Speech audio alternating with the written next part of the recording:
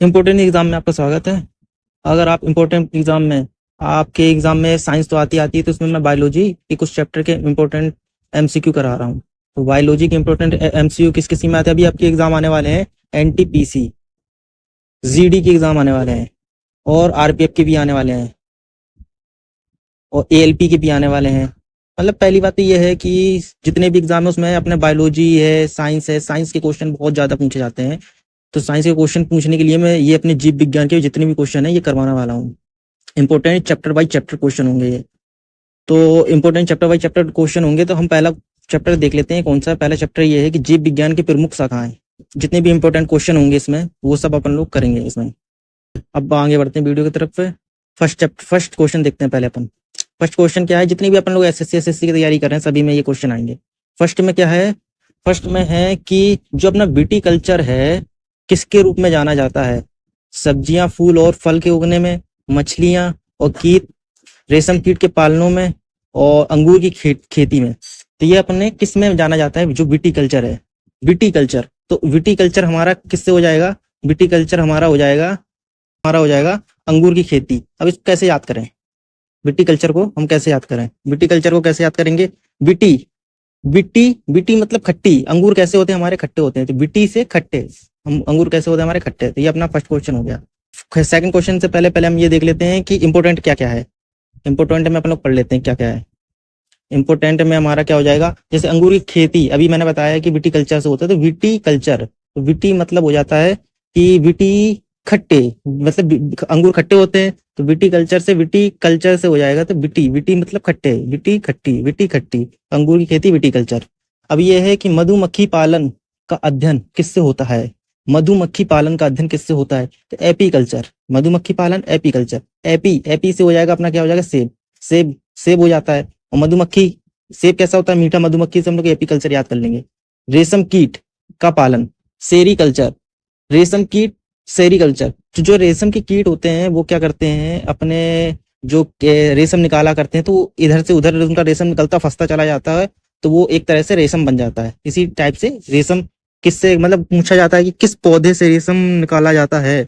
तो शहतूत के पौधे से रेशम के जो कीड़े होते हैं शहतूत के पौधे में अपना रेशम निकालते हैं। तो जो सेरीकल्चर होता है, सेरीकल्चर कैसे याद करेंगे इसको? कि कीट जो होते हैं वो शेयर करते हैं, इधर शेयर किया, उधर शेयर किया, इधर शेयर किया, उधर शेयर किया। तो कीट जो रेशम ऐसे इधर उधर शेयर करने से पूरे में क्या बन गया? अपना शेरी बन गया। मछली पालन ऐसे याद करेंगे, पीसी कल्चर। मछली पालन पीसी कल्चर। और सब्जी खेती ओलीरो कल्चर। तो सब्जी खेती को कैसे याद करेंगे? ओलीरो। सब्जी क्या होती है? आलू का राजा होता है, तो ओली से आलू हो जाएगा अपना। फलों की खेती पोमोलॉजी। फलों की खेती पोमोलॉजी। तो फलों की खेती को पोमोलॉजी से याद करेंगे। फूलों की खेती फ्लोरोकल्चर। तो ये फ्लोरोकल्चर हो जाएगा। फलों एवं सब्जियों का अध्ययन ये हर्टिकल्चर। फलों एवं सब्जियों का अध्ययन हर्टिकल्चर। बस ये अपना हो गया, ये अपन लोगों को इतना याद रखना है। ठीक, अब इसके बाद आगे बढ़ते हैं अपन लोग। ये कि सेरीकल्चर से संबंधित है, तो हम क्या चीज शेयर करते हैं?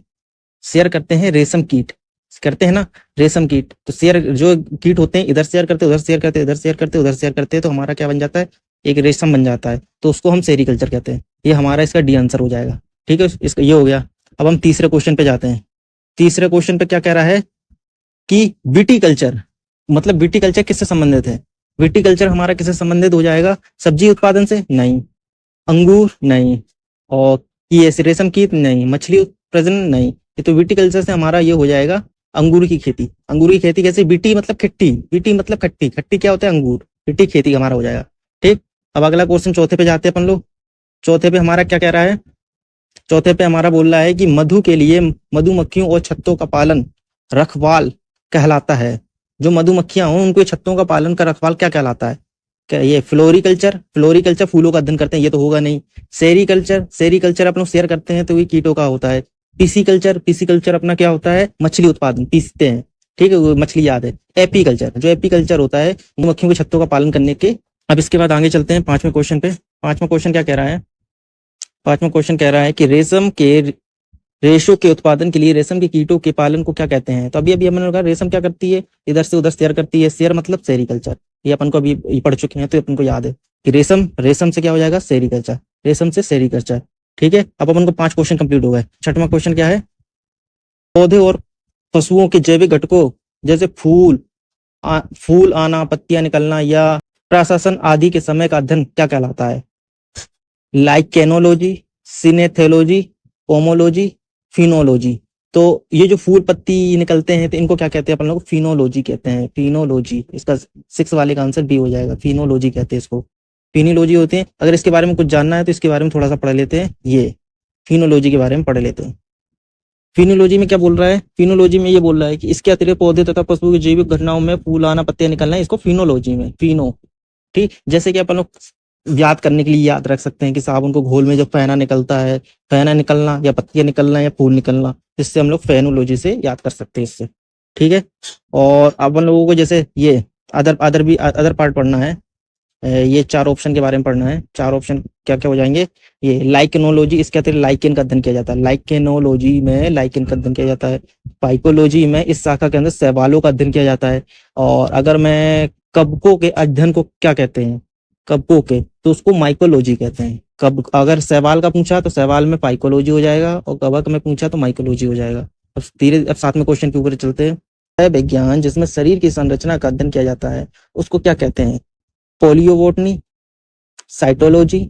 साइटोलॉजी तो कोशिका के लिए कहते हैं, ये याद रखना, साइटोलॉजी कोशिका के अध्ययन को कहते हैं। ठीक है, पैलिनोलॉजी, एनाटोमी। तो क्या शरीर की संरचना के अध्ययन को क्या कहते हैं? Anatomy, anatomy, anatomy. शरीर के अध्ययन को क्या कहा जाता है? एनाटोमी, एनाटोमी कहते हैं। अब हम जाएंगे 8वें क्वेश्चन पे। ये देखिए ये पूरा इसमें विस्तार दिया गया है। विस्तार में क्या है? ये पोलियोलॉजी, पुराने कपड़ों का अध्ययन करना।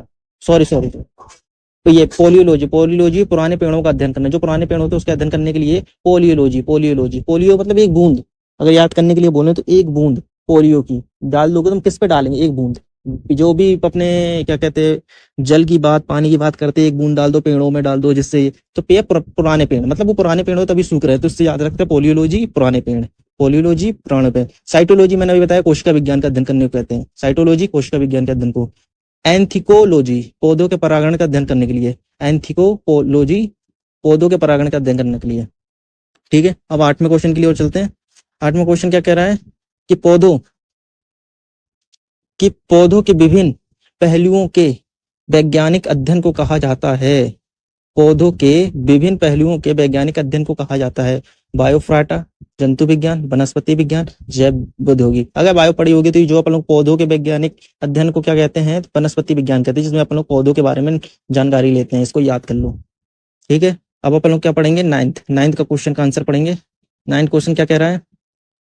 9th क्वेश्चन कह रहा है कि कीटों का मनुष्य, पर्यावरण और अन्य जीवों के साथ संबंधों का अध्ययन निम्न में से क्या कहलाता है?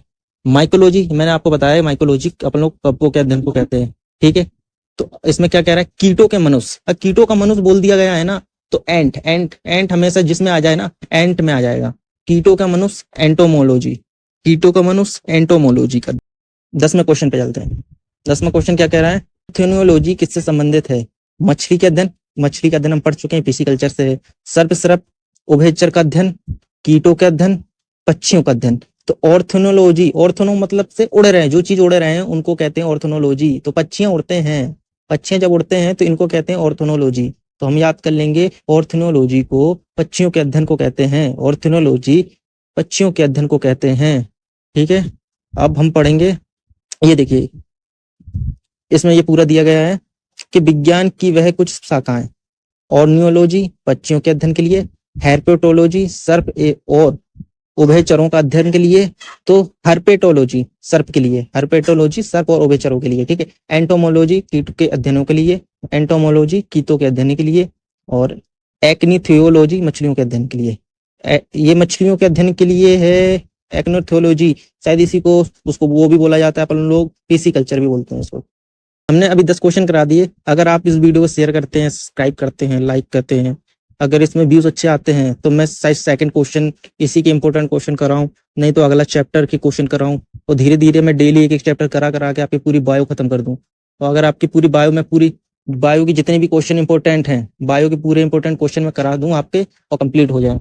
तो ये जो इंपॉर्टेंट क्वेश्चन है यही आपके सभी एग्जाम के लिए पूछा जाता है।